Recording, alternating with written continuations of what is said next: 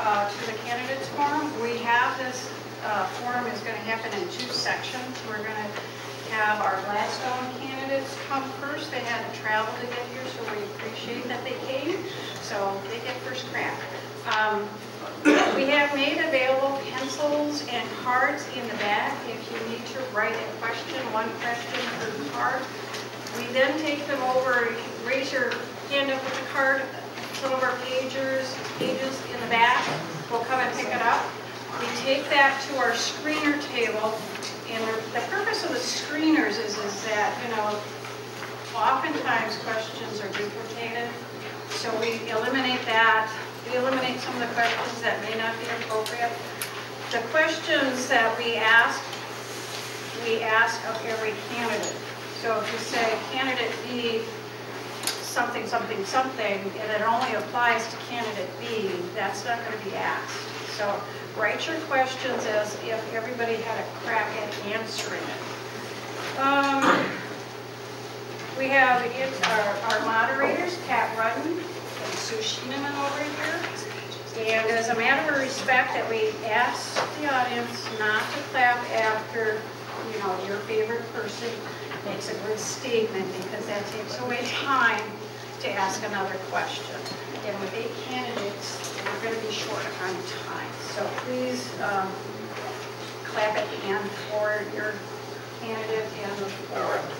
The only other thing that I want to mention, that recordings are not allowed of this program unless you're of media. But it is considered a copyright program, so you would have, not the media, we'd have to ask permission to use it. And we have some pretty strict guidelines on how you would use it. You couldn't use it on your own website or Facebook or anything like that. So if you have, does the audience have any questions of me? Okay, please turn off your pagers in your cell phones. And Bob, we're all set for you to start. Thank you. Right, 10 seconds, Pat.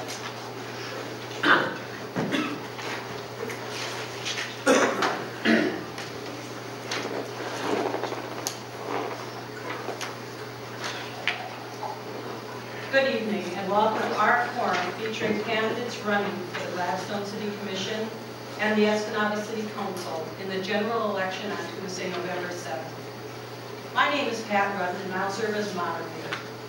Tonight's forum is sponsored by the American Association of University Women, the Delta County Area Chamber of Commerce, and the Delta County League of Women Voters. For the past 97 years, the League of Women Voters has engaged educated voters through candidate forums, voter registration drives, and voter guides. The League of Women Voters is a nonpartisan organization established to encourage citizen participation in government. It never supports or opposes any political party or candidate. We offer you this opportunity to become acquainted with the candidates and their views in order to promote an informed vote on election day. Tonight's forum will be done in 2 segments. The first one will be for the candidates for the Gladstone City Commission, followed by the candidates for the Escanaba City Council. There are 6 candidates vying for 3 open seats for a 4-year term on the Gladstone Commission, and 2 candidates running for an open seat for a 2-year term. The candidates for the 4-year term are, starting immediately on my right, Joshua Godfrey, followed by Darren Hunter, Ken Levine, Dave Nevenchek, Joe Thompson, and Stephen Hugh. On the far right of the room, to my far right, are the 2-year term candidates, who are Bradley Mantla and Mike O'Connor. The format for this evening. Each candidate will have 1 minute for an opening statement, 1 minute to respond to each one of our questions, and 1 minute for a closing statement. Candidates will be asked questions in a rotating order. The candidates will be answering questions submitted by the audience and collected by our pages. Written audience questions can be offered by raising your hand for our pages. Our question screeners may combine questions or reword questions for clarification or to avoid redundancy. And we will use as many questions as time allows. Each candidate will have the opportunity to respond to each question asked. As we said before, Because this is a forum and not a debate, candidates are asked to respond only to the questions asked by the moderator. Of course, we'll all be respectful of the other candidates. You are free to address any appropriate issue during your opening and closing remarks. A timer will be used, and when time is up, a beep will sound. And when the time expires, the speaker must end the response. I will then move the question on to the next candidate. As always, we want to remind you that the views expressed are of the candidates and not of the sponsors. We request that members of the audience also remain respectful of the candidates and the forum format. Please turn off cell phones right now, please, and refrain from taking photographs or recordings during the forum. I haven't seen any, but if there's any campaign literature, clothing, or buttons, or other signage in the room, we ask that you remove it now. And we also ask, once again, that you hold your applause for the candidates until the conclusion. We have monitors who are present to ensure that the forum rules are followed. Our forum is being video recorded and will be made available on our local league Facebook page. Moving along to the forum, the Gladstone City Commissioners serve 4-year terms. The commission represents the citizens of Gladstone. They are charged with governing the city. They pass ordinances and establish budgets and policies affecting Gladstone and its residents. The City Commission has the power to hire the city manager and city attorney and appoint citizens to serve on numerous advisory boards and commissions. Now we will begin our forum with opening statements from the Gladstone Commission candidates for the 4-year term, beginning first with Joshua Guthrie. Mr. Guthrie, you have 1 minute. Hello everyone, my name is Joshua Guthrie. I'm running for City Commissioner. I have been a firefighter in the area for 14 years now, and looking to bring that same service and dedication to our citizens of Gladstone. Doing anything I can, bringing it another generation's view to help solve the problems that the city is currently facing. Thank you. Mr. Hunter, welcome, and you have 1 minute. Thank you.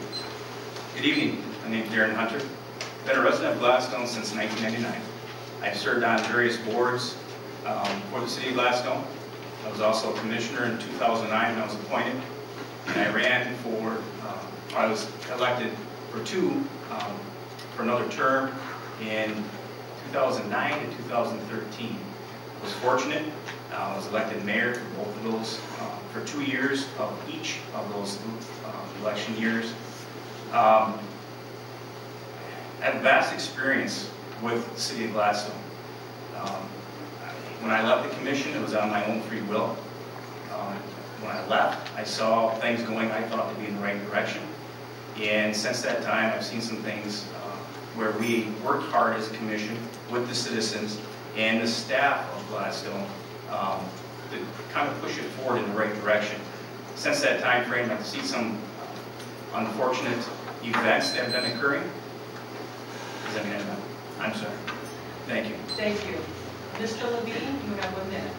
My name is Ken Levine. I was born and raised in Gladstone. I love this town. I love the people. And the citizens have treated me very good in this town. I worked with the compost for 4 years. I did other things in town. I go to I volunteer at the VA hospital in Iron Mountain. I volunteer at the Elks. I've been an Elks member for over 20 years. Just the things in this town are seen to be probably getting a little better than it used to be in the last couple of years, but there's still a lot of things that need to be addressed.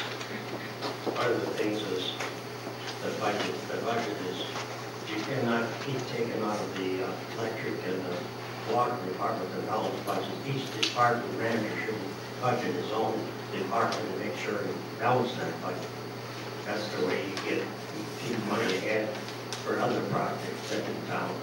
That's all I have. Thank you. Mr. Nemechek, welcome and have 1 minute. Thank you. I'm Dave Nemechek, and I want to say I'm proud to be a citizen of Gladstone, and I want more people to feel that way. I have been on the, I was on the commission for 2 years, and I'm presently on the planning commission. I've lived in Gladstone for almost 50 years, hard to believe. But I have time now and I'd like to give a little back. I would appreciate your support in November. Thank you. Mr. Thompson, you have 1 minute. Hi, my name is Joe Thompson, and I'm currently serving on the commission. I think that Gladstone is heading in a great direction. We're, being pretty progressive in improving the living conditions in Gladstone. We're working hard at trying to maintain the infrastructure, and I'd like to continue to help make the decisions to move Gladstone in the right direction. So I appreciate your vote. Thank you. Thank you. Mr. View, you also have 1 minute. My name's Steve Yu. I've been on the commission for about 2.5 years. There's been many difficulties in the learning curve. All I've ever tried to do on the commission is focus on the needs of the citizens, bring their voice to the commission. We make the policies, we approve them, and I felt that speaking up at commission meetings was that the voice of the citizens is not wrong. And I will continue to do that. I will not sign my name or vote yes on any policy that I feel we don't hear the citizens on. And can grant you, I vote no on a lot of the policies, but realize I think they're on. Very good. Thank you. Thank you. We will also have opening statements from the candidates for the 2-year term seat, beginning with Brad Mantala. Good evening. My name is Brad Mantala. I'm a resident of Gladstone since 1999. I served on the Planning Commission since 2010 and was chair of that commission. In that time, I saw a lot of things going really well in Gladstone.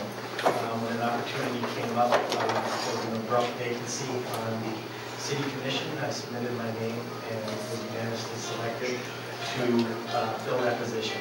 In that time, I built a good working relationship with the citizens, with the staff, and the other commission members. And like other cities in the state, Gladstone has faced some challenges, but we're really on a good path now. And we have a lot of positive things going, and I would like to continue that and continue to serve, and I have the time and I have the drive to do it. So I'm hoping that I get you voting in the matter. Thank you. Mr. O'Connor, you also have 1 minute. Mike O'Connor, I've been a resident of Gladstone for about 4 years now. I came up here to retire. I haven't quite been able to retire. I was elected to the City Commission 2 years ago, and that's when I started looking at the financials, and that's when I started looking into how money was being spent and how it was being acquired. The city is really strapped for money, and what they've done is turned to the electric fund, the utilities, to help fund the general fund, and that's not allowed by the Constitution, and that's the reason for the lawsuits that I'm sure you've all heard about. So I'm looking for the city to follow the state statutes. Thank you. That concludes opening statements. We will now proceed with the question segment. Each candidate will have 1 minute to respond to each question. We will begin with Darren Hunter for this round. The first question: what improvements would you like to see made to our recreational system to attract and retain younger residents? I think right now I think Gladstone has started that. I think that has been started in the process anyway several years ago. And a couple of phases. One is the campground. There's been some significant upgrades to our campground. And bringing tourism into the Gladstone area has helped revitalize, I think, some of the local businesses in town. Plus, having people in the city of Gladstone that's from out of the area, now we have word of mouth. And they see the beauty that we have in the lake shore. Now getting to the other aspect of it, there's been a big push when I was on the recreation board years ago about having a bike path from Gladstone to Escanaba. Now we're starting to see that endeavor actually come to fruition. So I think that those steps right now, I think, is vital for the younger generation that's starting to come up. I'm starting to slip into that older generation. Thank you. Mr. Levine, same question. Well, we do have a lot of things going on in Gladstone. We got a new playground up there, Bessie's Park. We have the bike trail started. We have, I hear this winter, we're going to have an ice skating rink, which is great for the kids. We have a lot of things for the kids. Scouts going on. There's different churches have things for the kids to do.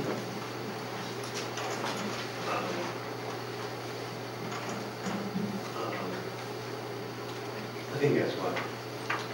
Thank you. Mr. Nevichuk, 1 minute, please. Gladstone is so fortunate to have Dr. Cretans give us the money, which is about $300,000 a year, which really represents about 3 mills. Because a mill in Gladstone only generates $100,000. We don't have a real big tax base. And with that, I would put our park system up against any city in the state with 5,000 people. I was happy to see the trail get started. I know there's still going to be a finger going out into the bay. I know I don't have a good feel for this disc golf, but I'm going to try it. I didn't realize when you played it, you had a bag with all kinds of discs in it, just like golf clubs. Kind of cool, really. And I also look for a zip line. So they call it going down the hill. That would draw a lot of people. That's what's keeping the mystery spot alive right now. Thank you. Thank you. Mr. Johnson, you also have a minute. I think we should encourage rather than discourage the development of the recreational facilities in Gladstone. I think the staff in Gladstone, and the former commissions, have done a great job at, stretching the dollars to get the most out of them. We've got a beautiful campground. We've got the new trail going in. We've got people coming to the city wanting to bring more recreational activities like the disc golf. And I think it's great that we're supporting that, and we have to give a lot of credit to Dr. Mary Creighton, like Dave said, for providing such a generous endowment that allows us to do that. So I think that going forward, we need to keep developing those things to make Gladstone the great place to live that it is, and to keep it there, keep it going. Thank you. Mr. View? Our recreational program has been well developed over the years. The problem that I have is not with the recreational program, so to speak, but the citizens and what they feel should be prioritized, including the recreational program.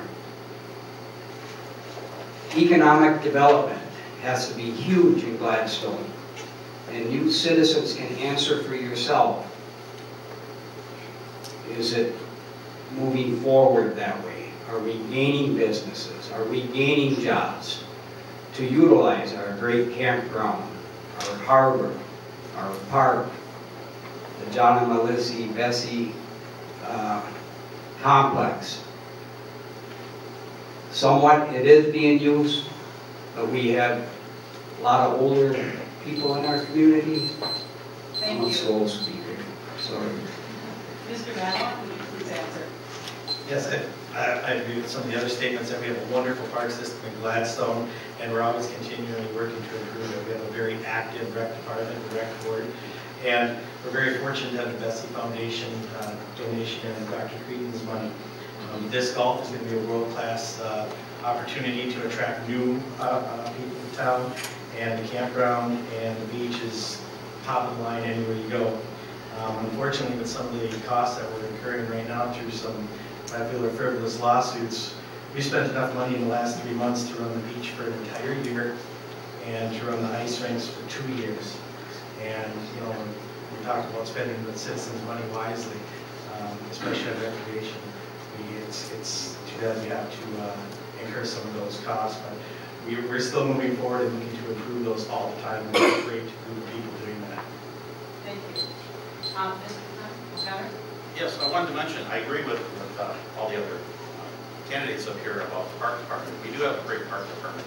Dr. Mary Cretans has a fund, and it provides money every year, so she makes sure that going forward there'll be money for the parks, for the cemetery, for other things every year. So I want you to be aware, if you're not aware of what the fund is for. Of course, it's for parks.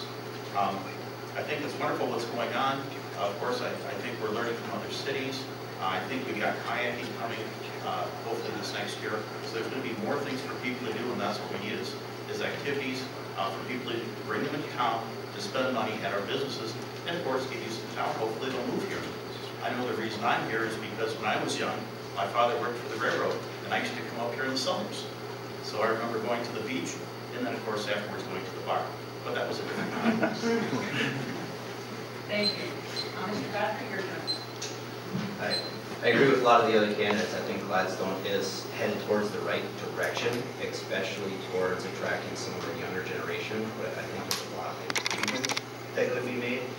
I mean, we're surrounded by amazing resources, by getting the kayaking going, by getting derbies, fishing derbies, utilizing our park system with more outdoor activities for the younger generation, doing movies at night in the park to get all the younger parents to get their kids out, meet other parents.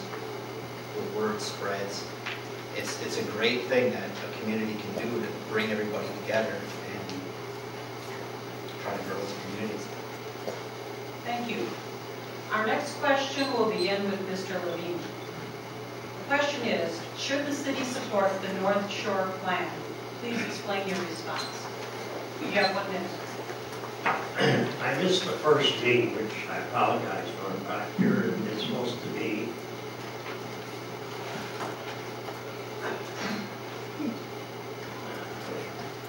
something that we should look forward to getting. I don't know that much about it. I didn't get any of the meetings, but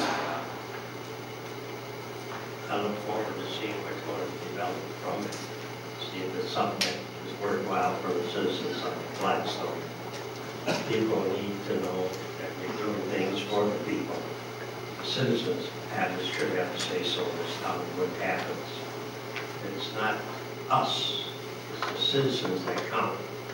They're the ones that like to see the parks, they like to see different things going on in the main beach, which is great. The fishing, I thought that fishing here developed as a required thing for the kids there. A lot of the kids in the summer. Thank you. Mr. Nemechek, you have 1 minute. I want to thank the people from Michigan State for helping us develop a model land to be used. We have in Gladstone right now about 80 acres of the most desirable, developable land, is that a word, in anywhere. We have over 1,000 feet of beachfront. It's a great beach. We have a terraced area where condos and apartments and perhaps single-family homes can be put in. When the street was developed for the clinic, and a clinic on the top, a brand new clinic on the top for retired people, it's really a great setup. But the infrastructure is all there, and that was a great foresight to do that. But we have in the city of Gladstone right now, and I got to hand it to the employees to get all the sellers, all the owners together to be willing to sell. But we have right now the most desirable piece of developable land in the state of Michigan, in my opinion. And I think the city should do everything to support it. Thank you. Mr. Thompson, your 1 minute response, please. I think the city should definitely support that North Shore project. There's been already a lot of community involvement in, through the Michigan State University to get people's consensus on what should happen down there, what it should look like, and they did some great modeling of what it could look like. And it's just a beautiful piece of property, got a beautiful beach like Dave said, and I think in the future, as that does develop, and I'm sure it will, that Gladstone is going to be, like one of the little touristy towns, where you'll have a nice little downtown, everything's within walking distance, you get, the beautiful beach down there, you'll have the trail going, towards the terrace. You really can't say enough about it, and I'm sure it's I'm positive it's going to happen. I can't see how it won't happen sometime in the future. Thank you. Mr. Yu, you also have 1 minute. The North Shore, we've had different plans before. I was excited to be part of it. I went to almost all the meetings, gave my input. We had like Michigan State come up and help us draw the plans. The next step, I do not want to drop the ball. We as a city, we can move forward and start selling. I mean, pre-sell or whatever, like they do in other cities, to see if there are developers that want to go in there before we start spending the money on the infrastructure, the roads. See if we can have young couples from all over the United States wanting to come here and buy the property and develop it and sell it as soon as possible. Like I was in Las Vegas, they got their communities set there. As soon as they have a certain spec number, they start. Thank you. Thank you. Mr. Vanlon, you have 1 minute, please. Gladstone is very fortunate. We were the only community in the Upper Peninsula to receive a grant through the Michigan State Sustainable Build Initiative, which works on green spaces and areas like that. And the city does own some property there, but it's also owned by private ownership. And what the city can do is show a commitment through proper zoning and a proper commitment to maintaining and building infrastructure in that area that will attract investment there and make it attractive for those private owners to sell the property. And I know we've done that, working on the master plan as the chair of the planning commission in 2015. The zoning is in place, and I've been told by other builders and other people coming to the town that Gladstone is one of the best places they've come to do development. It's very friendly, very business oriented, and very community oriented. And I think a commitment by the city to show that back will bring investors in. Thank you. Mr. O'Connor? Brad's correct that there's several owners. There's Bessie and there's the whole company, and the city has some property on the North Shore.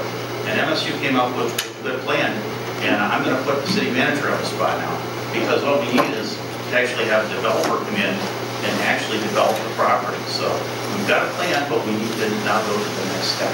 How do we get developers up here? How do we show them the plans? So I guess we need some wine and dining going on. Thank you. Mr. Godfrey? I think the city should support the North Shore plan. I think the model that was presented shows a lot of promise, and it can bring a lot of businesses, it can bring a lot of home opportunities, and a lot of tax revenue to the city on property. I think there should be a lot more open forums by the city to get a lot more of the citizens' input on what they would like to see. And if we were to open it up and attract a lot of bigger businesses in the area, development companies, and offer them some sort of incentive to come to the area with agreements to develop and beautify the property that's already there, I think the city could have a wonderful plan in work. Thank you. Mr. Hunter? The North Shore, one of the things that people hate the most is taxes. And the way to not have to go after taxes is growth. You have economic growth in that North Shore area. The troubling spot is the fact that there is private owners and not just City of Gladstone ownership. So it's been unique for the staff being able to put together a meeting of all the owners and to try to put a plan together. That working relationship between the citizens, the owners, and the city staff is vital in making sure that that North Shore is developed accordingly. That development will generate revenue, and that revenue will help sustain what the citizens of Gladstone want. Thank you. Thank you. Our next question will begin with Mr. Nemechek. The question is, what do you think is the proper use of the City of Gladstone's electric funds? Gee, I thought we were going to get into the pension. The electric fund is related to the pension in my mind. I have absolutely no problem. This may be a minority view. I heard Mr. White say when he left and retired, was that we could have $1.5 million in that fund would be adequate for a disaster, weather, whatever. And I know, I looked at the figures before I came here, and the city of Gladstone right now is sitting on $5 million of cash. I don't see any problem in utilizing the electric fund. Escanava's been doing it for years. It's Gladstone's money. And I have no problem utilizing that to balance the budget or to pay off the pension obligation. Thank you. Mr. Thompson?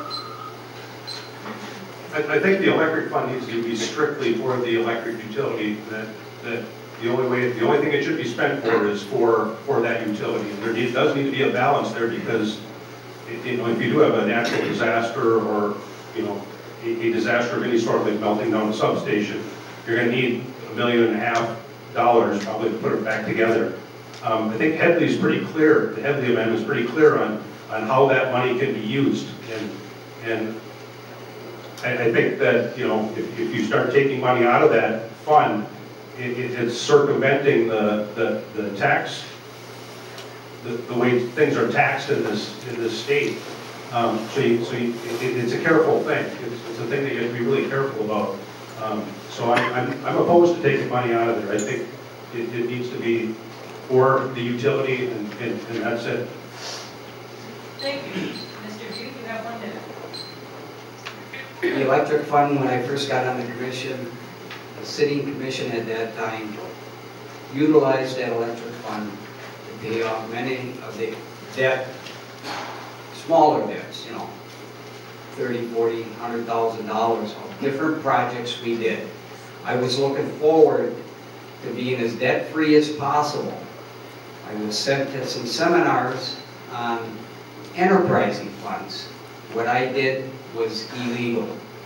I will never, until the law changed, ever vote again to use that electric fund for any other use in the city, except to make sure that enterprising fund is being ran purposely with that money, with no additional profit outside of what needs to be there for emergencies.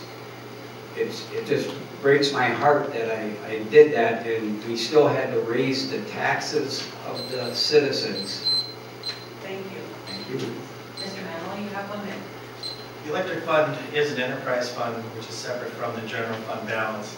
So everything in that fund does need to be used and can be used for electric utility use.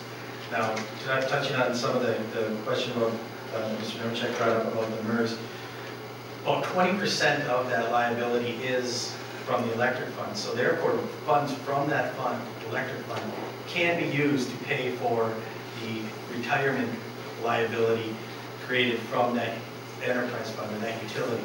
So that I think we need to make sure that we're maxing that out and using that properly and offsetting that liability in the MERS with the electric fund, as well as maintaining a safe balance in there to offset any emergency that may arise. Thank you. Mr. O'Connor. Yes, the Constitution of the State of Michigan is clear on this issue. Utility funds are to be used for the utility only. Michigan State Constitution, Article 9, Section 25 through 33. And of course we've used that money to create a stabilization fund, which is illegal. So that needs to be corrected. The money came from the ratepayers. It needs to go back to the ratepayers. Utility funds should not be used to fund the general fund, as Brad mentioned. There needs to be an audit from Anderson Techman that actually looks at internally which departments owe to the MERS, because I'm not sure, and I've looked at some numbers, exactly which departments owe what percentage. But if part of it is owned by the electric company, or the electric services should be paid just like water and sewer. But if we can keep utility rates low, that's going to attract more people to Gladstone. Thank you. Mr. Godfrey, you have 1 minute. I think that the utilities in the city of Gladstone should be, the funds should be used strictly for the utilities. Gladstone has an aging utility lines, sewers, drainage issues, things like that. That fund should be specifically only used for what we've designed to do. And at this point in time, Gladstone has a lot of areas that are having trouble with flooding when we get heavy rains on the viaducts, different areas like that. things need to be addressed, and that's what I feel that fund should be specifically used for. Thank you. Mr. Hunter? When I was on the commission, we did borrow from the electric fund to offset costs or purchases that we needed. That was under the direction of our auditors who stated that we could, but with the exception, we needed to pay it back. At that time frame, we were paying it back at a 2% interest. At the time, we were looking at the new garbage truck, which I believe was in excess of, if I remember right, $150,000 to $200,000 to include the garbage cans. We looked at financing through a regular loan through the banking system. Okay, the interest rate was higher than the 2%, but we were paying back that loan and any other loan that we had generated when I was on the commission. Unfortunately, back in December 14th of 2015, there are some members who forgave those loans. That's wrong. That is what's wrong. Over $500,000 that we were paying back when I was on the commission was forgiven. That won't happen. Thank you. Thank you. Mr. Levine, you have 1 minute. Yes, I agree with about 3 of these people here. And if we got excess money in that electric fund, I think that citizens should get that, some of that money back in their pockets. It is not right to charge like 25 cents a month on electric and water when we had $3 million in the electric fund. That does not make sense to me. People should not be paying more than they should. We got people in this town that can't even pay their electric bills. But overall, this town is getting to be better because people are starting to realize they need to do the right thing. And I believe that the commission, whoever's in here, is going to do the right thing. That's all I have. Thank you. Our next question will begin with Mr. Thompson. Do you support the continuation of the Downtown Development Authority? Why or why not? I absolutely support the Downtown Development Authority. The DDA brings a lot of money into Gladstone, and if we did away with the DDA, what we would bet, we get about a third of what we bring about a third of what we're bringing in right now, approximately. And you know, the money that comes in that DDA is used to improve infrastructure to that downtown area. It offsets a lot of costs that would be incurred by general fund taxes if it wasn't for the DDA. So I absolutely support it. It has done a lot for Gladstone. Some people may not agree with some of the projects that were done, but it's like that with anything. Not everybody agrees with everything that's done. And I think that right now the DDA is on a fantastic track towards doing some super projects that are really going to help Gladstone.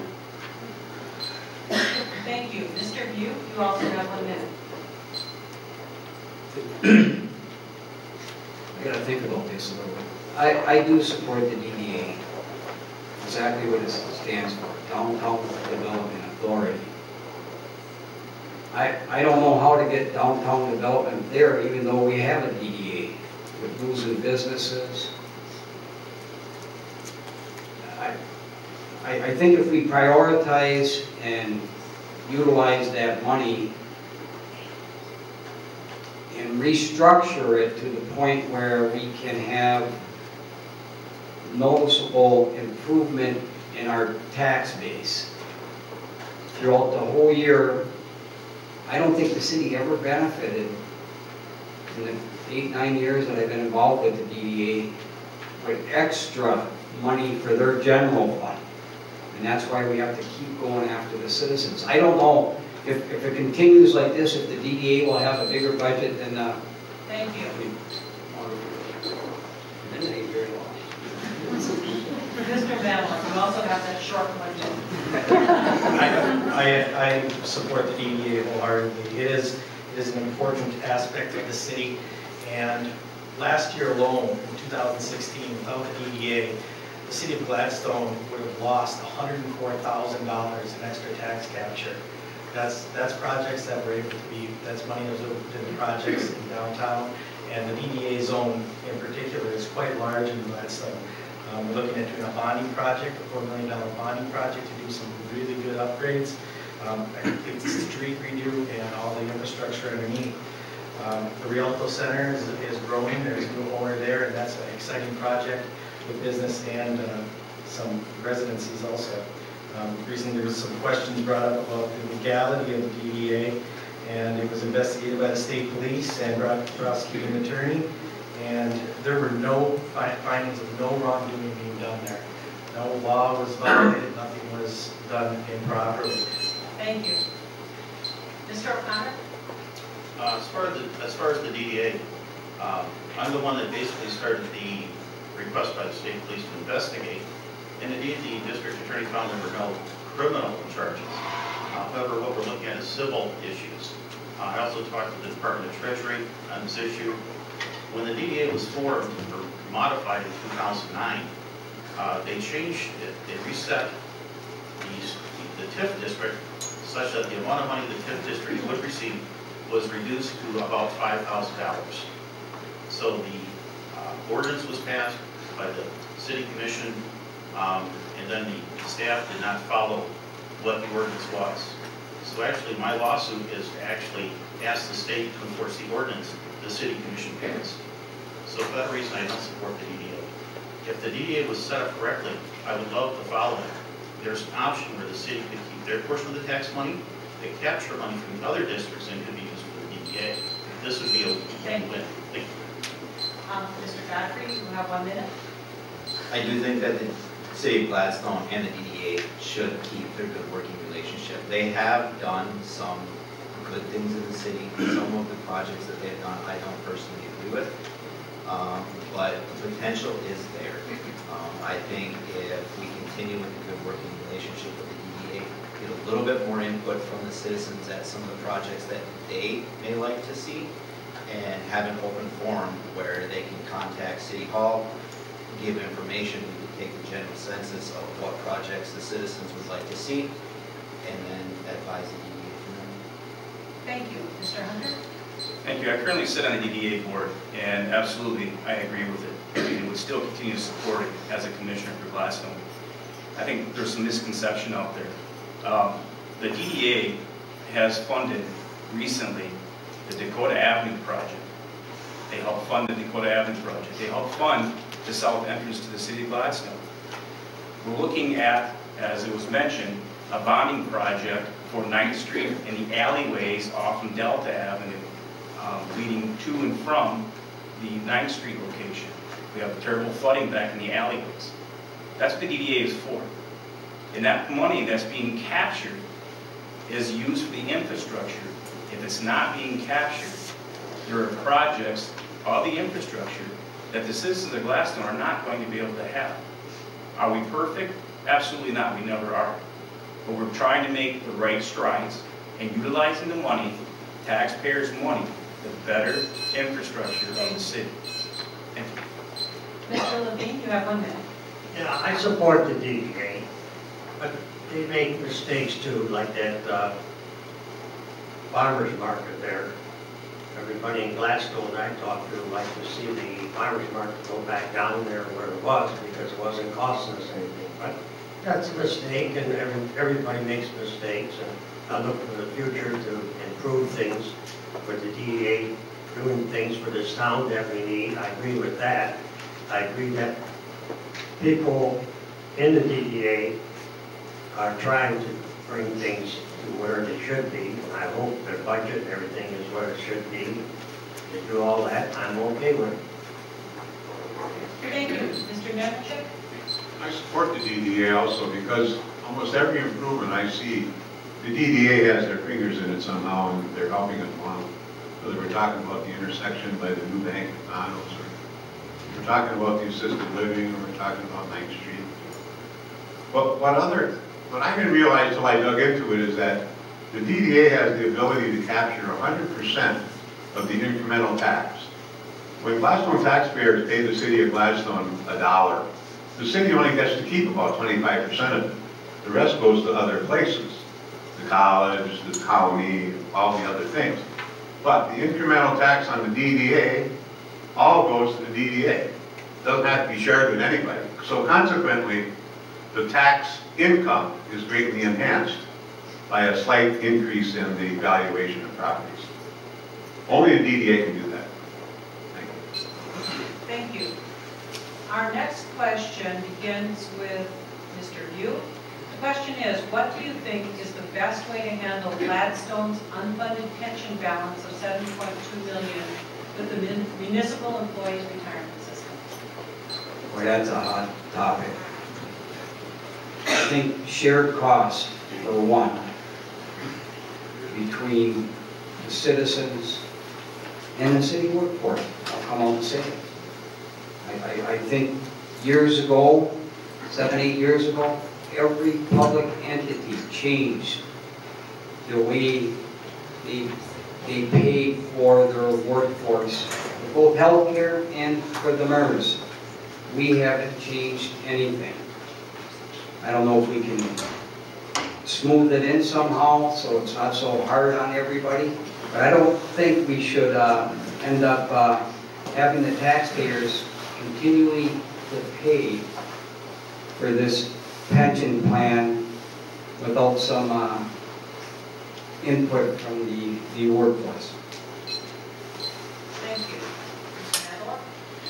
What's frustrating for a lot of citizens and a lot of people to understand is that the city and all municipalities pay this money into a fund that is administered by an outside entity downstate. We don't have a lot of say over the money invested or how where it goes. But right now, the general fund liability is about $5 million. Out of that, 55% of that is from the general fund, 20% is electric, 10% water and wastewater, and the rest from the other enterprise funds. By strictly allocating from those enterprise funds, we can smooth that out. We have a fund balance policy in place now to get over the hump. In 2021, our liability on the payments will start to decrease, and we have a plan in place that, all things being equal, for the next 5 years, that we can maintain the minimum payments to that and incur no further liability, and thus keep the balance with the funds we use for taxes. Mr. O'Connor, you have 1 minute. Yes, the MERS deficit right now is about $7 million. We've got about $2.5 million in post-employment benefits guaranteed to employees and past employees. The thing is that I believe the best thing to do is to ask for help from the Treasury Department to come out here and actually look at what the options are. There was a mention about bonding, and I know that the bond rate right now is relatively low, 3-4%. I don't know if that's a possibility to do that to pay into MERS. The MERS return this last year, because the stock market's been doing so well, is 11%. So the more money we can get in there sooner, it would be better. I'm not sure the state has a lot of options as far as flexibility on what they can provide us as far as loans, grants, some kind of things. But we do need to address this issue. It's not going to go away. And it's taking more than $1 million each year from our budget. So yeah, we're looking at good money management. Thank you. Mr. Godfrey? 1 minute is not really enough time to talk about this hot topic, but I do believe that there needs to be a lot of checking into what can be done. There's a lot of viable options out there. The public sector has been using plans such as the pension buyout. It could be something that the city could possibly look into. There's a lot of other areas that we could check into. The pension buyout would be, it would take the long-term burden off the city. You could buy out the pension, the city would, after that, no longer be responsible for paying out. It works for the pension holder that they get their money up front, they can pay off bills, loans, start a business, which would all take extra tax revenue back into the city. One viable option of many that the city could look forward in the future. Thank you. Mr. Hunter? One of the first questions I like to ask is, why? Why did the state, or why did MERS change their percentage drastically? At one point, we needed to be 80% funded, and it was up to 100% funded. People don't realize that the pension plans through MERS, like was mentioned, is an investment. Obviously, the stock market had some ups and downs, a lot more downs. So with that being said, once you start seeing the economic growth throughout the country, And the stock market plays a factor into that pension. As was mentioned, that the rate of return is much better. So we might still start to be able to minimize our costs in the pension. And we could look at different options available to maybe have a buyout, have an earlier retirement, have a deferred type of pension plan. The plans, they're out there. We may have to think outside the box. A minute, you're right, isn't long enough. Thank you. Mr. Levine, you have 1 minute for your response. Yeah, that pension fund is really going to cause us a lot of problems. There's a lot of suggestions made here, but which one will work? That's the main thing. If we can't find a solution to this, we're not going to be in very good shape in the near future. We need, sure, the stock market's going up, that's helpful, sure, but we should get some money in there somehow. Since the stock market's going up and the interest rates are improving, there should be some way of us to prove some of that money into the pension fund. Should be some way. People have suggested different things around town, citizens too, but nobody can come up with a direct way of doing it. If we can't get something done pretty soon, we're going to be in really bad trouble, I think. Maybe not. This is my opinion. That's it. Thank you. Mr. Nemecheck? When I was on the commission, we had a balanced budget with 15.5 mills, and we had $600,000 payment to MERS. I looked at the bell curve, and there was $2.5 million above the $600,000 in the bell curve, which we have $5 million of cash. Now I know you can't do this with that. You can't. It's the city's cash. You do certain things that you have to do instead of going bankrupt. To me, the craziest thing of this whole thing is those people in Lansing lost all of our money. I mean, our position was in good shape, and they were lousy investors and got us down like 60%, 50%. We were 80%. They lost more than the market did. And now they want to increase the payments. But I don't have any problem spending some of those funds on an interim basis. Those funds grow at the rate of $300,000 a year, by the way. Thank you. Mr. Thompson? I'll take my shot at the short 1 minute. I think we're on a good track right now in Gladstone. We've got a pension stabilization fund so we can meet the MERS payments. And the MERS payments have been accelerated. They're not really doing anybody any favor by cramming this into a short period of time. And I think, my opinion is they're doing this intentionally as kind of as punishment because over time we've transitioned away from the defined benefit to the defined contribution plan. And but I think we're on a good track right now. I think with that stabilization fund, we'll make it. We're going to make it. It'll be tight, but we'll do all right. Thank you. We'll start the next question with Mr. Mandela. In your opinion, what has been the biggest success of the City Commission in the past 2 years, and what has been the biggest failure? Well, the successes, there's quite a few. One of the biggest ones, I think, was that we made it through hiring a new city manager. There was a lot of transition there in the last 2 years, and now we're on solid ground with some good staffing in that position. Also, that we negotiated successfully 4 union contracts and stabilized our workforce and made some good back and forth there. Some of the challenges, I hate to go back to it and say, but it's the MERS and the OPEB funding. It continues to be a challenge, and it stretches our budget and what we want to do. And people haven't seen some of the things that we want done to streets, infrastructure, and things like that. I think we can do even more there, and we're on that track. Thank you. Mr. O'Connor, do you have a minute? Well, definitely the 2 big challenges are the MERS and the post-employment benefit. Those are still booming as financial issues. As far as successes, I'm not sure. The city's still running. Everybody seems to be happy. I know my streets get plowed and the sidewalk looks okay. So I'm not sure that the big successes. I do though like the fact we have a new city manager And I'm really hopeful that we're going to really have a lot of things happening in the future. We see lots of economic growth. I think here in Hunter's right, we're poised to go. So I think we're right on the cusp. Thank you. Mr. Godfrey? I think two of the main things that come to mind with the city is the MERS program, and also some of the areas that we've lacked in our infrastructure.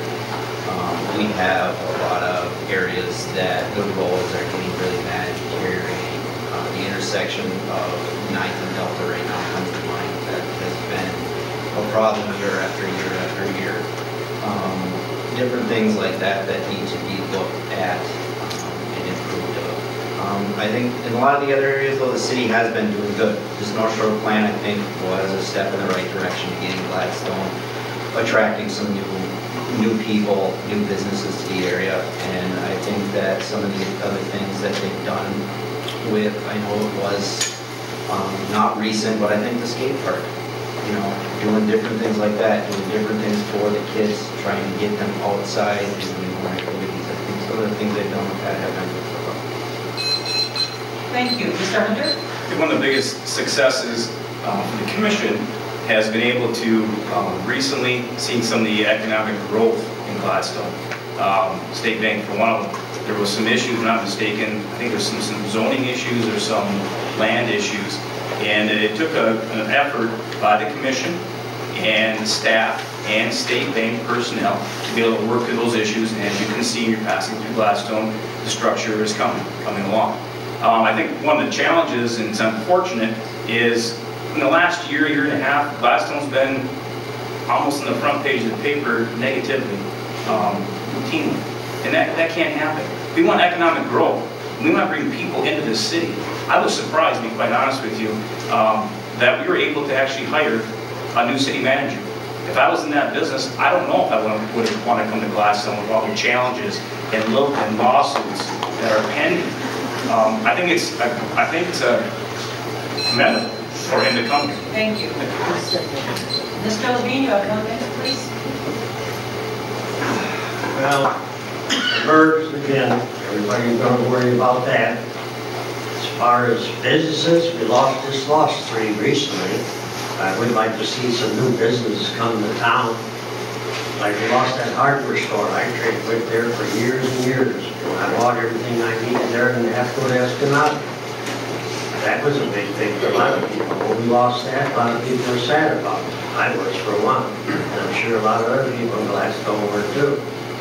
We lost just recently lost the place that changes oil down in the Buckeye. That's gone. And I heard just recently from one of the citizens that the scrap iron place up there in the industrial park is gone. But we need to get some businesses in here that'll help the city to expand and improve the lives of the people of Gladstone. The citizens in Gladstone here, some of them are in really pretty bad shape. I think positively, I think the new trail is, I think that's got a lot of attention. I see it in Marquette, bring a lot of people into town. That and all the improvements that have been on in the sports park, I've been very impressed with all that. First, of course, is the problem. I think our streets, our sidewalks, a lot of the sidewalks in town are turning to gravel. And I think that's something that really needs to be looked at. But I was glad to hear that 9th Street is going to get a complete makeover. And that'll be a start. But I think we need to pay more attention to our sidewalks. And I think we should have every street identified as to its condition and when it might be improved so that property owners will know what's going to happen in front of their house. Thank you. Thank you. Mr. Thompson, you have 1 minute. I think we've had a lot of good things happen in Gladstone in the last 2 years. Lots of new projects, the OSF project, the new bank on the other end of town, the trail, the disc golf course coming in. I think we're faced with a lot of challenges with MERS, and we have an image problem in Gladstone. We aren't perceived well based on a lot of the news that comes out. The emphasis on the negative things, but I think that the staff is has always done a great job, but I think everybody's pulling together as a more cohesive team, and I really expect to see some really great results going forward in the future here. Thank you. Mr. View? For me, personally, talking with the citizens, the greatest thing that happened in the past year or so was leadership, new leadership. Somebody from out of the area, somebody that can look at our city outside of what we've been discussing. Some of the bad things that I would like to see changed outside of what was said already. I'd like to see no new spending unless we can do some type of evaluation and analysis on how it affects our revenue source, our taxpayers, and our citizens. And not just 1 year, year and a half down the road. We can always seem to cover stuff for a year or so, but just like when you keep buying stuff or getting more in debt, it takes many years. Thank you. The final question before we go into the final statements for the evening, we'll start with Mr. O'Connor. What makes you the best candidate, and what is your top goal for the city of Gladstone? Well, I think that I'm concerned with the city, and I think my background in running business, of course, Beckman's business too, is finance. I think the main thing we want to do is set Gladstone up financially for the future. And that's why I'm asking that we use all the resources possible to come up with the best solution possible to make sure that we are selecting the right course and, of course, getting the best bang for our buck. We only have so much tax money that we need to spread to take care of everything. So that's the reason. Thank you. Mr. Godfrey? I think I'd be a good choice for Commissioner. I have a lot of love for this community. I grew up here. I've lived here my whole life. I've dedicated the last 14 years to being a volunteer firefighter, the last 2 years of which that I have been the training officer in the area. And I would like to bring that same drive and dedication to the city and to its residents to get their voice and to attract a younger generation to get involved with the community. So that way we can even have a bigger voice that can be heard, we can even attract more and more to the community. Thank you. Mr. Hunter? No personal agenda. I don't have a personal agenda. I don't need this position. I want this position. I want it because I want to serve the citizens of Gladstone. I did it once. I think I did a pretty decent job, and I'm willing to do it again. I'm invested in Gladstone. I've been here since 1999. I have a daughter who's about ready to graduate in 2008, next year actually. A son who went through Gladstone who also graduated. My wife graduated from Gladstone. Her siblings graduated from Gladstone. My father-in-law was superintendent of schools in Gladstone. So there's some history. If I don't know it, I know where to turn to through family and friends. I think that I can help again with making sure that Gladstone keeps moving in that positive direction forward. It's a good start. Now I think we need to finish it. Thank you. Thank you. Mr. Levine, you have 1 minute. Well, I was born and raised in this town, and I have a lot of friends, relatives, people I grew up with, and a lot of people that I've known for years. I give you an example. For 4 years up at that compost site, I stayed there. I never quit for nothing. Anything I start, I like to finish. You're not going to make me give up on anything in this town. The citizens deserve the best, and that's what I plan on doing for them. Thank you. Mr. Nemetchek? I have a unique perspective because a month ago I just got married. So I'm starting off a new life. And I'm excited about it. And I just want an opportunity to give a little back. I've been there for almost 50 years. I enjoyed my 2 years before, and I would like another crack at it. I would appreciate so much. Thank you. Mr. Thompson?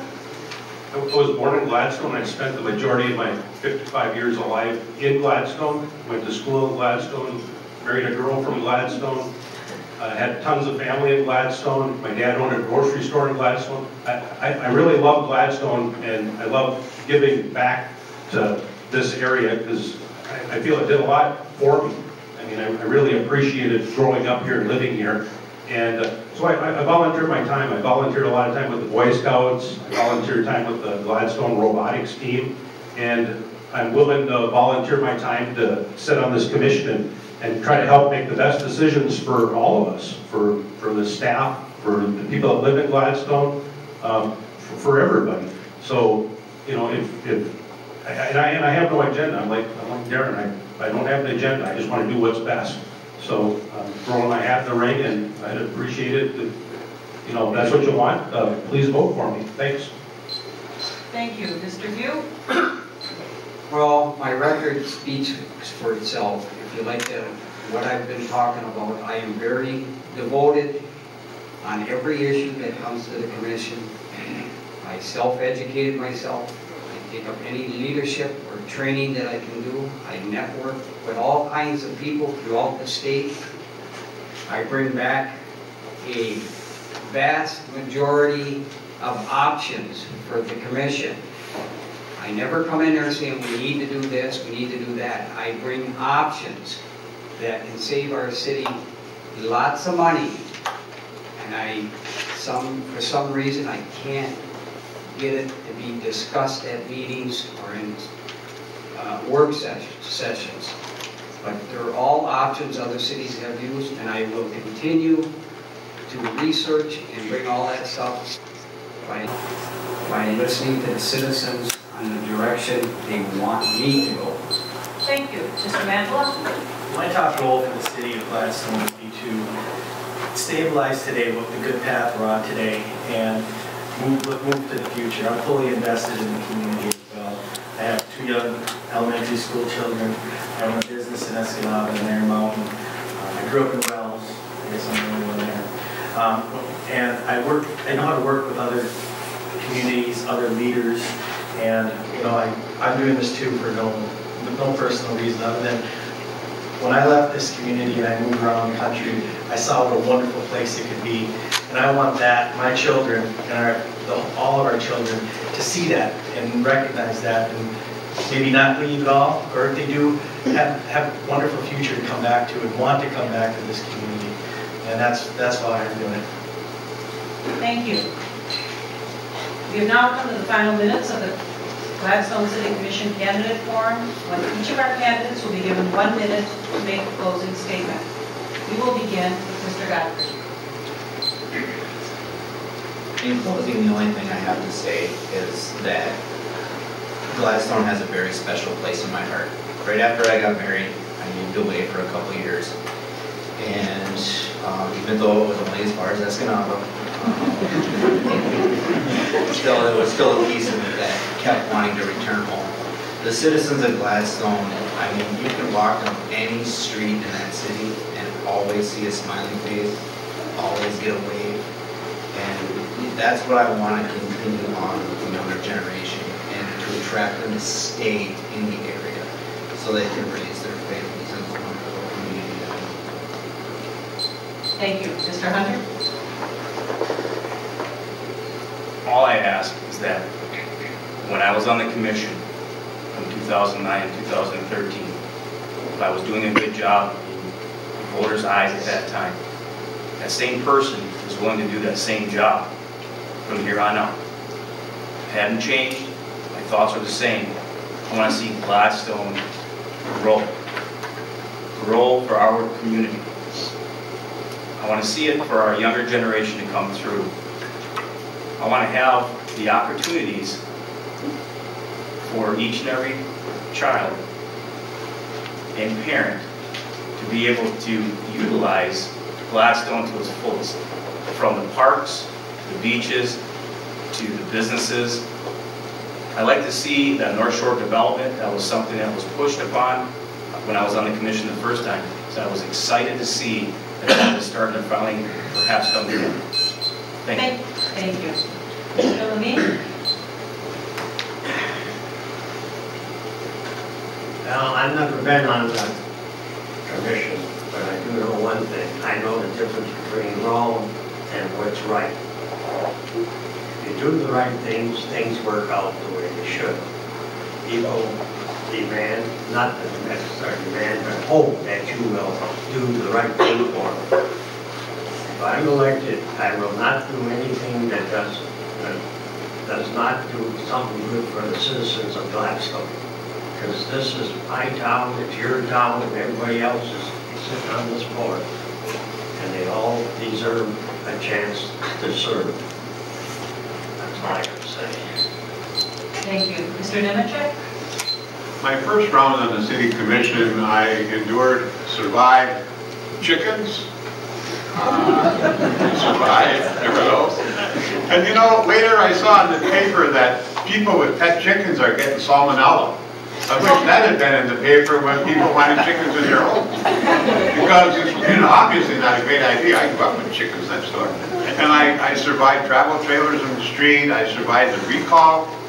A lot went on in those 2 years, and I'd like to continue on from that, and I hope that the public gives me an opportunity to do that. I ask for your support. Thank you. Thank you. Mr. Thompson? I was voted on the commission 2 years ago, and I've learned a lot in the last 2 years, and I'd like to continue on. And I think if you look at my record of what I've voted on and what I've done, that I've been, serving in the best interest of everybody in Gladstone. I believe I'm honest and trustworthy. I think I show good leadership. If you like what I've done in the last 2 years, then please vote for me. Thank you. Thank you, Mr. Pugh. I wish I would have recorded it. But I have only the citizens' agenda to talk about at any commission meeting, any progress that ends up in Gladstone. I have a big investment in Gladstone also. I probably neglected that, learning how to serve the citizens of our community. I'm looking at reducing city spending. I got many ways to do it. I can't even explain it now because we don't have time.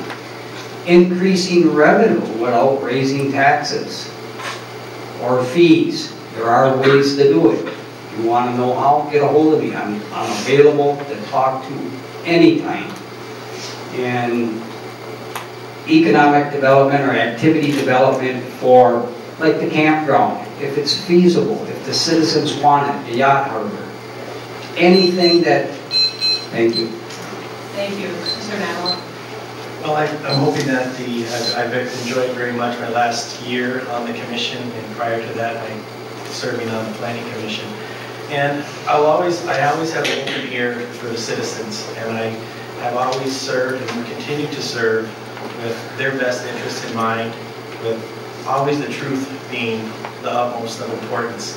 I will serve with that in mind and truth in my heart, and looking out for the best future of the city and the citizens, and always utmost and foremost to never do no harm, to never bring any animus or anything in between us, but to bring us together and to move forward with that. And we're on that track, and I'd like to continue doing that, and I hope that's why I need to vote. Thank you. Mr. O'Connor? Last but not least, I'd like your vote to be on the commission, to continue what I started before, which is the financial issues, to try to get some issues, to try to get some financial items taken care of as far as MERS and OPEB and those things. I did want to mention, everyone up here, all the candidates, all their hearts are in the right spot. So they're all looking out for what's best for Gladstone, what's best for the citizens. So I'd like to see more people get involved for volunteering. That's one thing that's really important in the community, is to volunteer, giving our time. And anyone that would like to, they can contact the city manager and say, I'd like to help, because we have lots of committees that need people. Thank you. This concludes our candidate forum for the Gladstone City Commission. The League of Women Voters, the American Association of University Women, and the Delta County Chamber of Commerce would like to thank the candidates and the audience for their participation, and the City of Escanaba for the use of this site. The League of Women Voters would also like to remind our audience that if you found the forum to be informative and you believe that voter participation is not a spectator sport, we urge you to join us. We are always open to new members. There are membership forms available on the table in the hallway, and you can always request information through our Facebook page. For further information on the upcoming election, go to our online voter guide at vote411.org. There are also some flyers with that website on it by the door. And remember to get out and vote on November 7th. Your vote is important. We will now take a 5-minute break to set up the next forum segment featuring the candidates for the Escanaba City Council.